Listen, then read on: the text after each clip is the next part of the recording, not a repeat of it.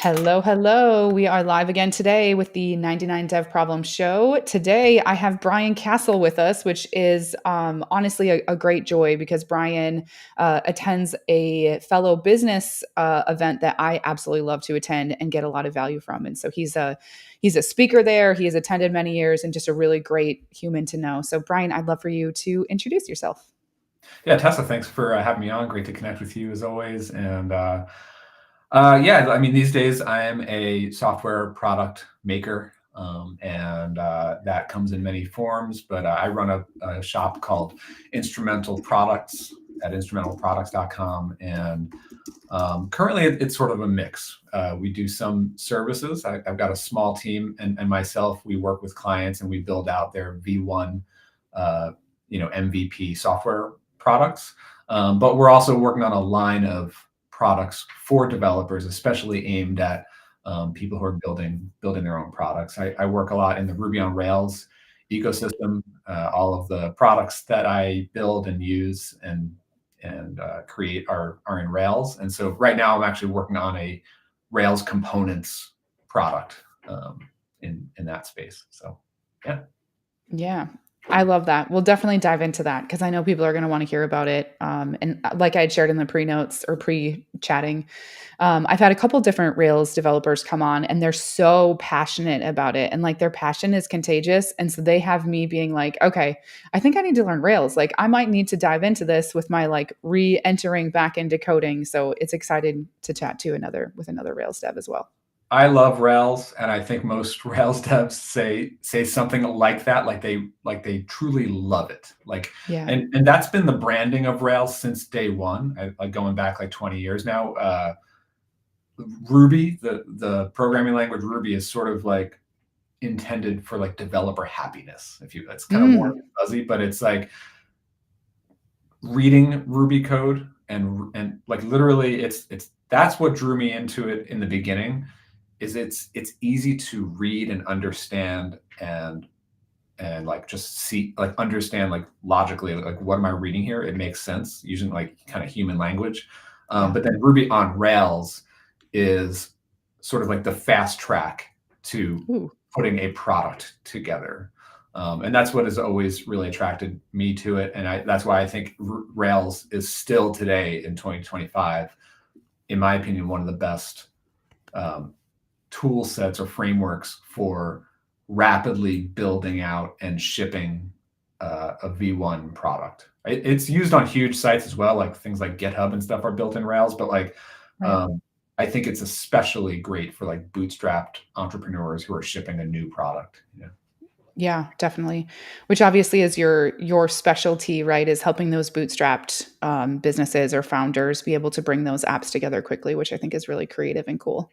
Mhm. The developer's dream, honestly. Most folks in these interview sessions are like, if I could just build products and code all day. We talk about Legos and building products like Legos and how it's just this beautiful thing of stacking the Legos to create something magical.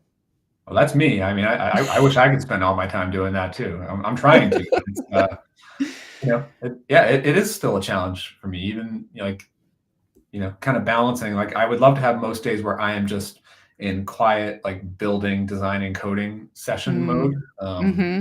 But still have to put together things like services and productized services or consulting to make sure I'm self-funding and keeping the revenue flowing.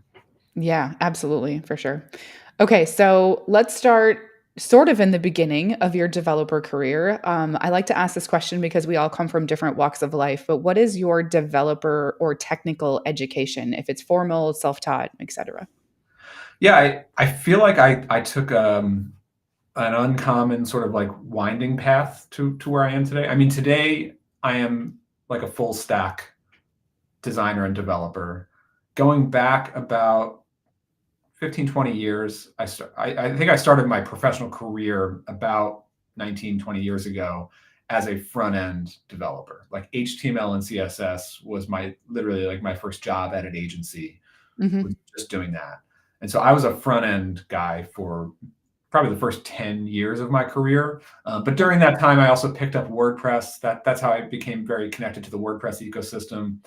And front, like HTML, CSS, and a lot of like just front end design stuff was my thing. And then I Yep. leaned heavily on things like WordPress to build a little bit more dynamic stuff, whether it's just a CMS or like I actually had like a SaaS built on WordPress with Restaurant Engine. But then it wasn't like sort of fast forward to 2018 is when I sort of got frustrated with my limitations as just a front Hmm. end person. And I spent the whole year of 2018 uh, learning how to transition to being a full stack, being able to actually build and ship a SaaS product myself.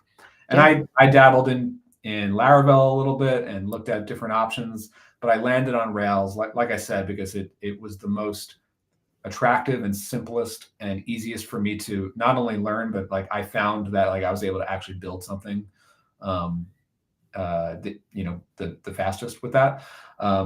So I spent the year in 18 like taking courses, and I worked with some coaches, and I did some practice projects.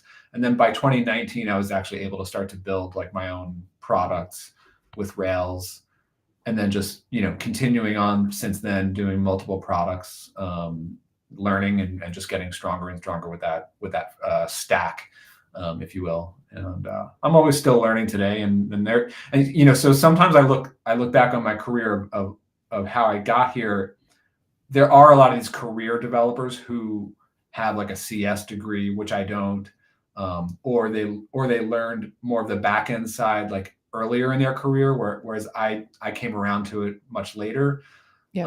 and I sort of regret that. Like I don't have like the underpinning of like computer science or like back end database stuff that all came later. So I still feel like a little bit of a noob, even though I'm pretty fast and efficient with it today. But yeah, that's where I am.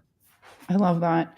I think to just speak to the last thing that you said in terms of like being a noob, I really feel like no matter your level of experience, no matter the number of roles that you play, no matter what those roles look like and where they're at, I think we all can just feel like a noob sometimes. Like I so resonated with that story that you shared because that's where I started. I don't have a computer science degree either. Tried to go to college, it just wasn't my thing. So I started out as a front end dev as well, same exact path, really Yeah. focused in that front end. Then I got into Joomla, like Drupal, WordPress, dove into the SQL, some of the PHP, right? But still never felt like I had all of that foundation. And when you shifted over to diving into more of that full stack career, I shifted into developer relations. And so I Mhm. actually feel the same way. And that I feel like, I wish that I would have invested more in those earlier days to actually be full stack back then, but it is what it I is. think about that a lot. Like I that's a big regret of mine. Is like Same. 2018, I was already over 10 years into being self-employed, Right. and like probably 14, 15 years into like my career. And I remember going back to like in 2008 and 2007 when I was employed at an agency. Like I felt like I was just a designer and a front end person, and Yeah. the back end stuff was some sort of magic wizardry that I am not uh, capable of doing. And that was like my mindset for like over 10 years, until I actually like learned it. And it's actually not that difficult to it's challenging, but like just like anything else, you just give it some time and you'll figure it out. Yep. Yep. Yeah, exact same the same thing, right? It's the regret of not doing it when the opportunity may have been there so that you were just a little bit further ahead. Hello to those in the chat. Is a regular. Great to see you, Nick, who will also be on the show next week, which is great. Jeff says, I don't have a CS degree and I feel the same way a lot of times, but we can all learn to do what needs to be done as long as there is support. Fully agree. And honestly, like that's how developers are, right? That's why we see so many open source projects. That's why we see these different opportunities. Like Brian, I think that's really sort of the essence of your business, right? Is like we as developers really enjoy building stuff and we really enjoy helping other people. And so how do we get to all build stuff and make the world a better place with our fellow developers? Yeah, I mean, and I don't know if you wanted to get into this today, but like the AI situation Yeah, let's do it. Let's do in it. our world is like I'm so fascinated by it, and I'm also trying to like figure out where things are going. I'm Yeah. absolutely leaning on AI a lot. I use Cursor every day. Um, and it's completely changed the way that I build and ship stuff. Yeah. Um, and I think back to 2018 when I was learning Rails, which was, you know, a few years before the AI wave. And man, I would have like learned 20 times faster if I had ChatGPT by my side back then. Mm. Uh, but today I'm finding that like getting to work with AI in my building and coding workflow is actually making me even more ambitious about the kind of products that I can build. I love that. Um, you know, because it's like literally it not only like speeds up the number of lines that I can build, that I can write per minute, but it's also like I'm taking on projects and product ideas that maybe last year or the year before I would have been like, that might be a good idea, but I just know how big of a lift that is to build. But Mm-hmm. now that I know that I have AI in the tool belt, Yep. I know that I can sort of get through that lift a lot faster. Whether that's like breaking through like roadblocks a lot easier because I can troubleshoot easier with AI, or just having it build out parts. You know, that's been a big one. So I'm like sort of really interested right now to learn how not only developers are using AI, and then we're also seeing like non-developers start to build software apps using AI, and how that they interact with it. And then what does it mean for us, like for people who not only make a career as software developers, but also like people who make a career offering software products. Mm-hmm. When people can just build their own product, um, are they still going to buy SaaS products? Like, so many open questions right now. Yes, yes. I agree. So follow-up question to you using Cursor or sort of Chat GPT. You said you use Cursor every day.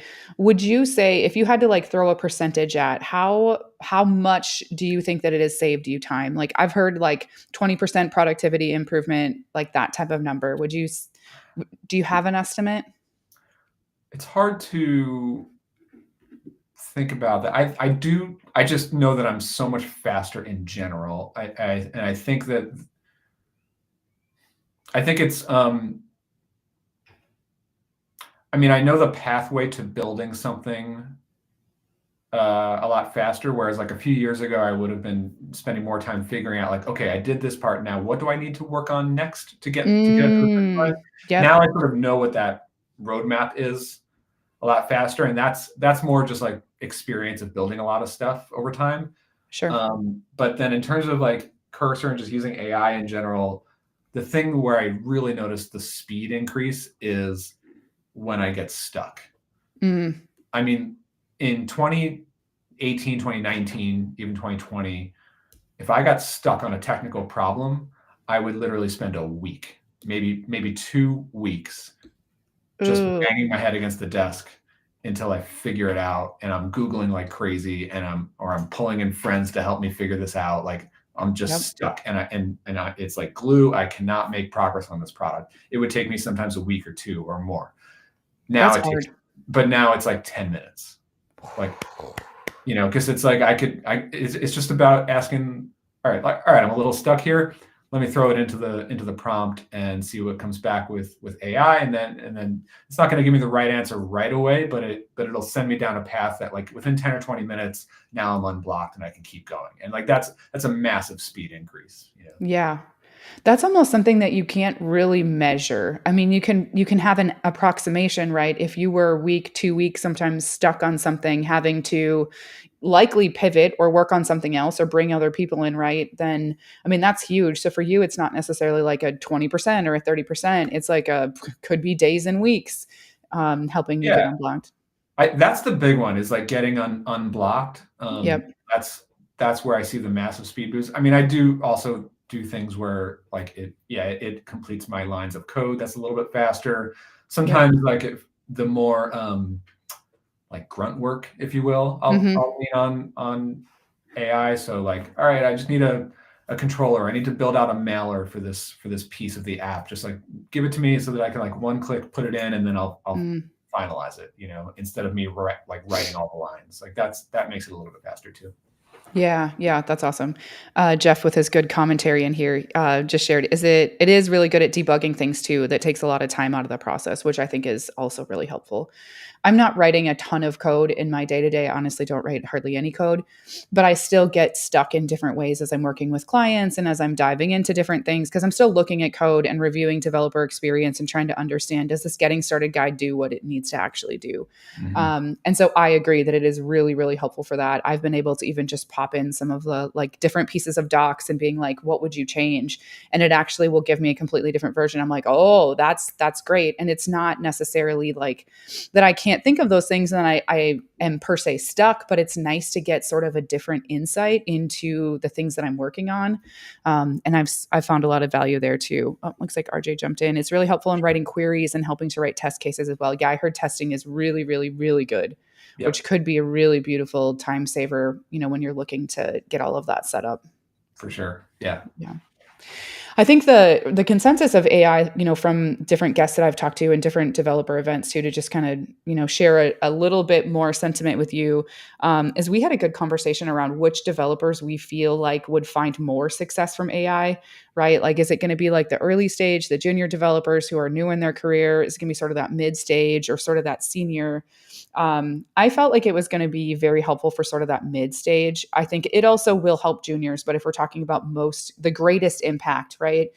I felt like when you're using AI, you have to be able to push back. So if you are a junior and you don't necessarily understand the connectivity of a database, right, or how that comes together, then you don't know how to push back, which was an issue I had with it. I'm like, hey, you don't even have my like database credentials. You're missing database credentials, right? And so I was Mhm. able to say that and then be like, oh, yes, you are. I think the middle stage, right, is going to get the greatest impact because they know enough to ask the right questions while they're still in there like writing a ton of code. If you had to sort of compare career path, early, mid, later stage, what's maybe your hypothesis of developers you think get the greatest impact? Um, hmm. I mean, I'm pretty out of touch with like junior developers at large companies. I just don't Sure. know what that whole world even looks like. So it's hard for me to really speak to that. I can only assume that it might be kind of rough out there for those folks right It now. is. It is. But my thought on it, because I have come across some very experienced career software developers who are pretty resistant to using AI in their Yep. workflow. Um, and I don't really agree with that approach. Everyone has different goals and what they're working on, but like especially if you're working on products, I happen to think that if you if you are a full stack developer before AI, Yeah. if you had the product chops before AI came along, now that AI is here, I think that we as full stack people have like a 10x or a 50x Mm, advantage in using AI in our work over the non-coder who is using yeah. AI to build stuff. Like I Yeah. think that a non-technical person, it's incredible what a non-technical person can actually build now with the help of AI without I needing agree. to learn how to code. But I feel like that can only take them to like 20% of what we are capable of doing. But because I actually use it more like I'm working with a junior developer sitting next to me, but that person is Hmm. AI. So like I'm instructing it to like build out this part of it and or look at this and make these fixes, or what you just gave me is not quite right, just fix it in these ways. So like I'm sort of like training it like it's a junior developer who's like Yeah. carrying out my vision for what it is that I want to build.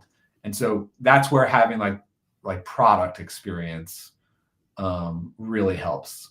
That's so I would probably think that like AI probably favors the mid to more senior level developers. I don't know what role in like an organization that would really look like, but just Sure. in like having experience is a multiplier with AI. It's not like like I don't think that we should think of it as a threat Yeah. to replacing us. I kind of think that like the junior people are a little bit more at a threat than the mid and senior people are. Sure. Yeah.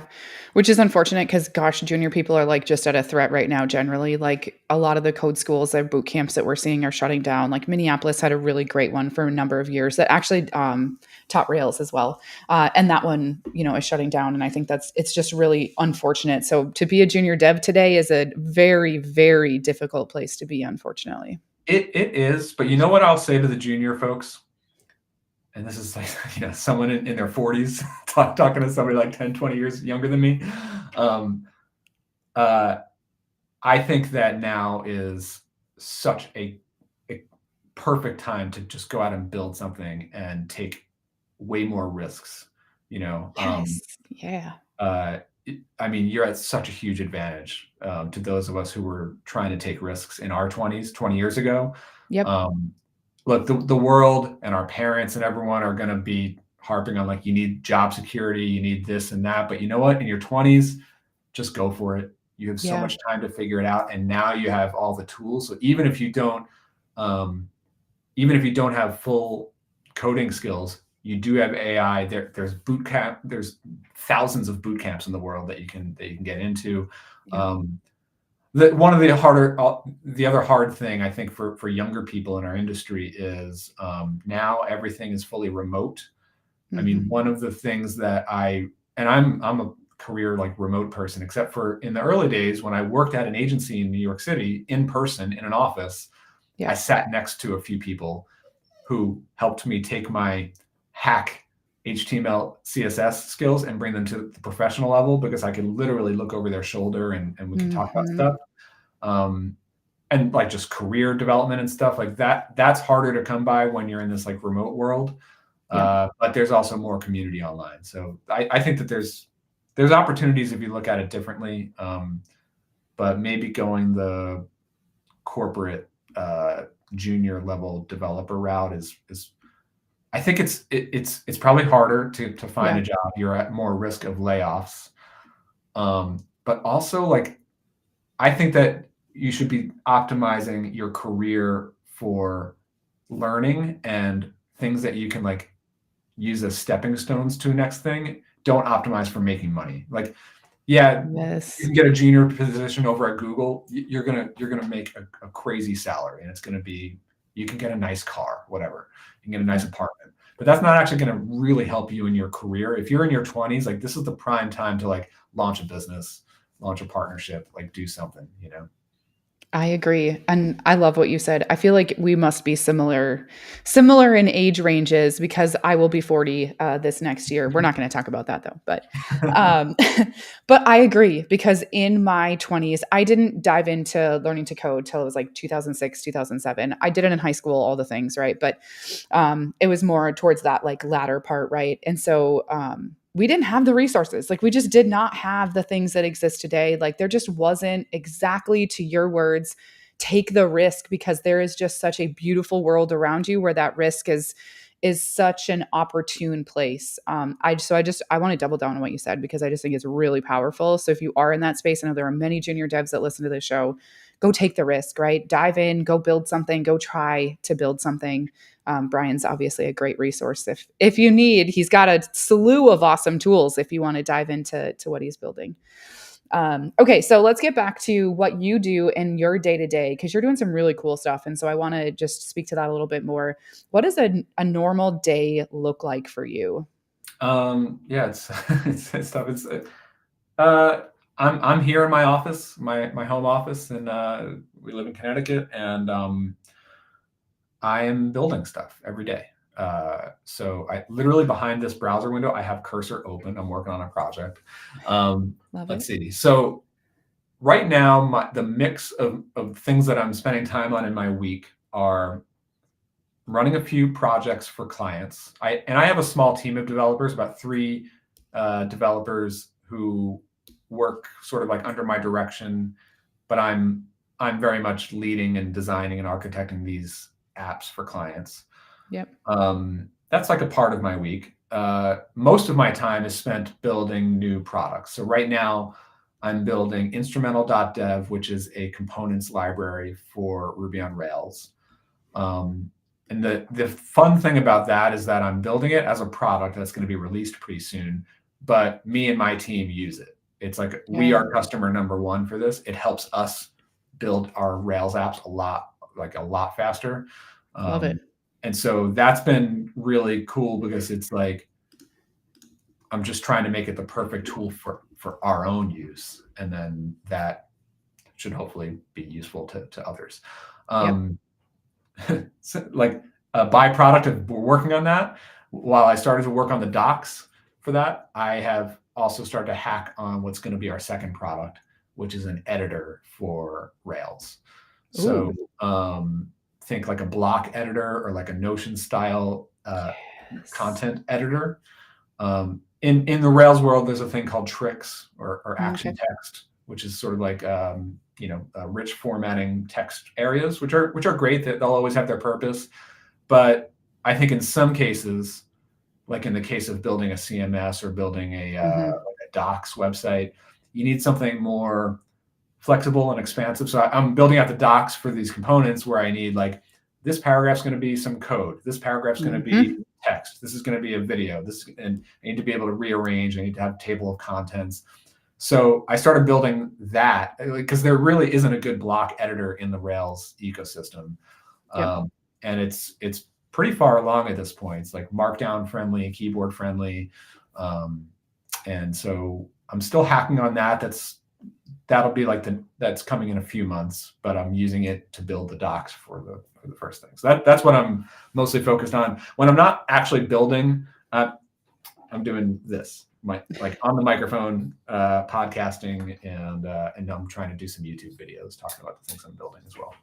Yeah, I saw that. I was looking at your YouTube and I was like, "Ooh, there's some recent videos." And then I also saw there's some old videos, so I plan on nerding out on some of those old You videos. can see I went through like fits and starts with it, but I did just start working with an editor, so now it's a lot easier for me to just record and Yep, send it over to him, and he'll get it all published. they look So great. Yeah, yeah. I'm excited to dive in and watch them.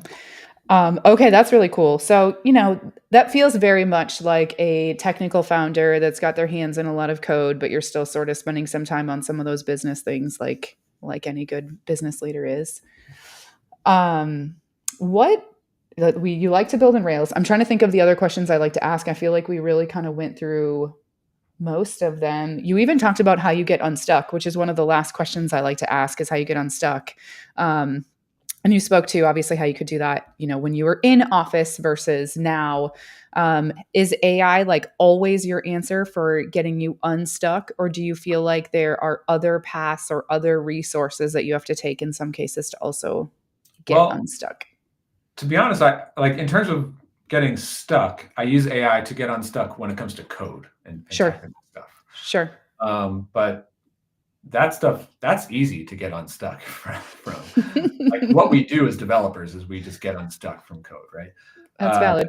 That's The thing valid. that I get more stuck on is like the business side, always. Mm, And that's a constant evolution. This business, Instrumental Products, is less than a year old, so it's like still very much like a toddler, and I'm trying to shape it or I think of it more like a ball of clay that I'm still sort of shaping. Like what is it going to be? Are the services going to sustain for a while? Am I going to morph it into more of a membership model with some fellow builders?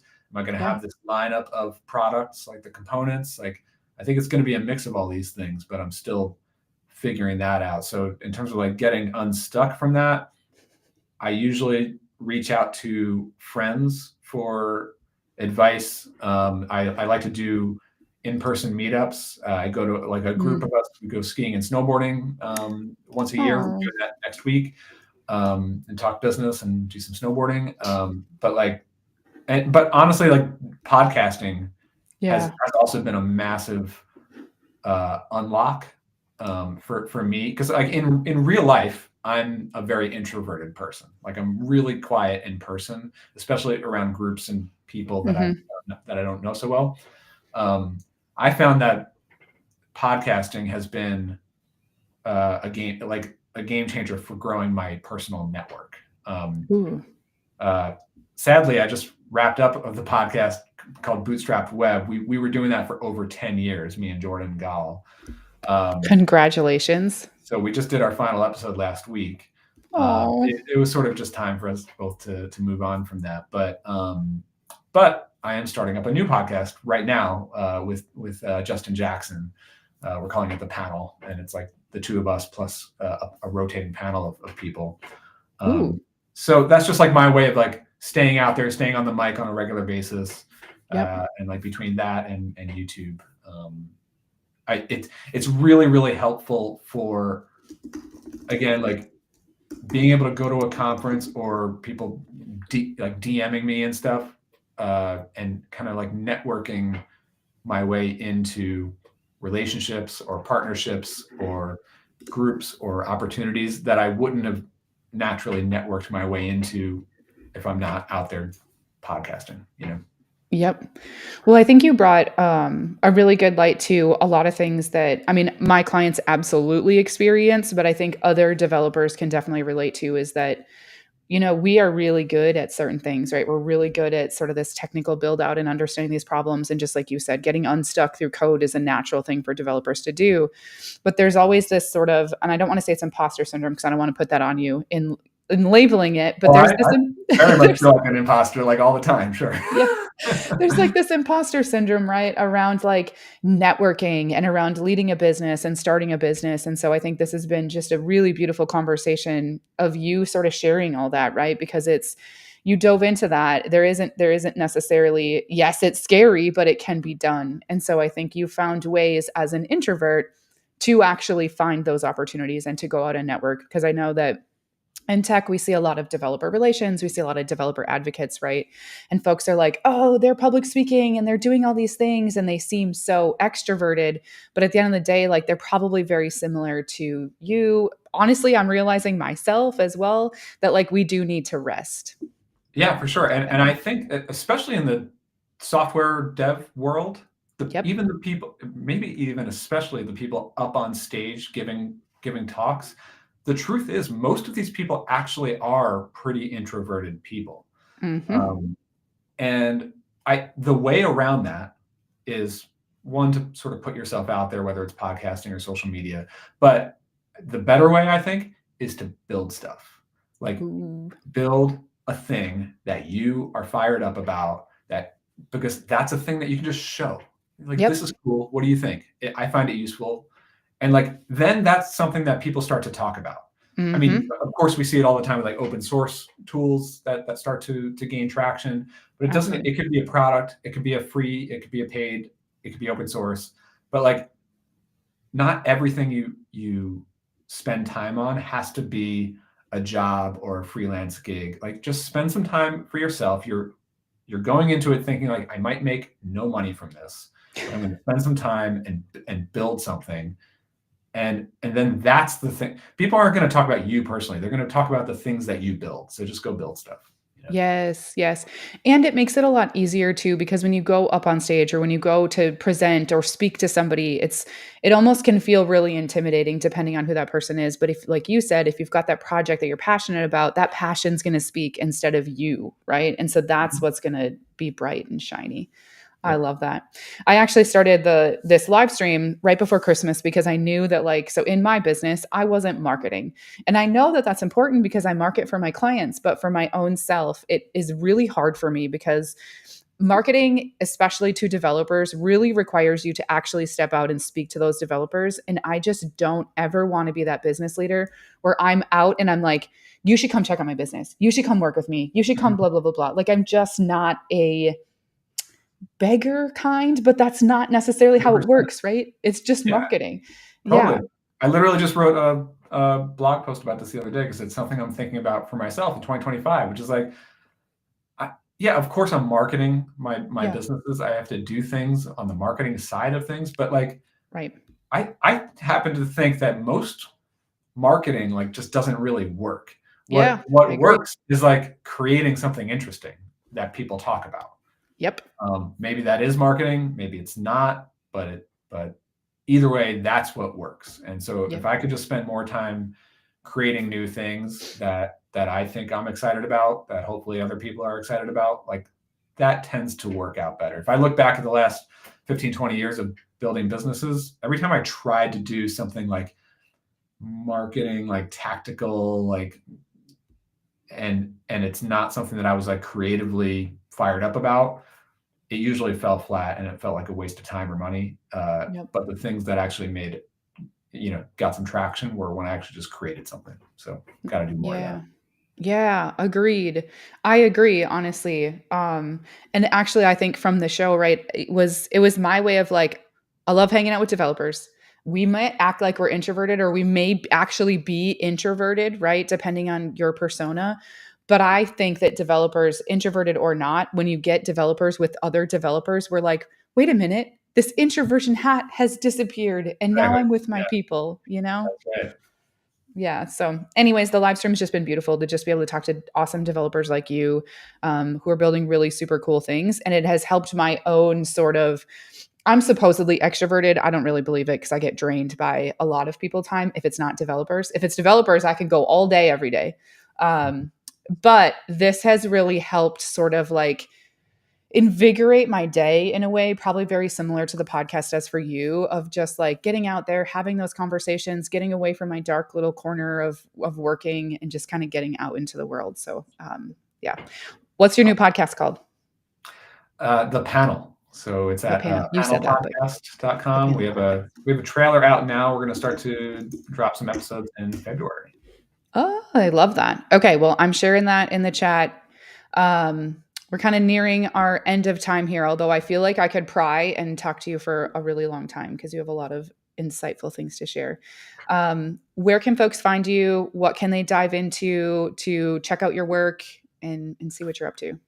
Yeah, let's see. These days, I'm in terms of social platforms, I'm most active actually on Blue Sky now, but I'm still on Twitter. I'm not one of these people who are just leaving Twitter, but yeah, I'm on both. BrianCasel.com is my personal site and newsletter, and everything else is linked up from those. So. I love that so much. Instrumentalproducts.com is the business I'm building right now. I am actually going to put that in the chat really quickly because we did have some folks in the chat. And then I will put all of these in the show notes and go collect all these links for everyone. Any parting words before we end the stream? No, Tessa, thanks for having me on. This is awesome, and thank you folks for hanging out in the chat. This is really fun. So reach out anytime. One of the things that I love so much about our industry is how well connected we are, and just doing things and just sharing our work like this, always helpful. Yes, of course. Well, I'm excited to dive in as I, whenever it is I take this venture down, going to check out Rails and checking it out. At least I have someone who's got some great resources for me to dive into. It's still kicking. Rails 8 is out, and it's a great platform. I love it. All right. Well, I will see everyone tomorrow. I hope that you all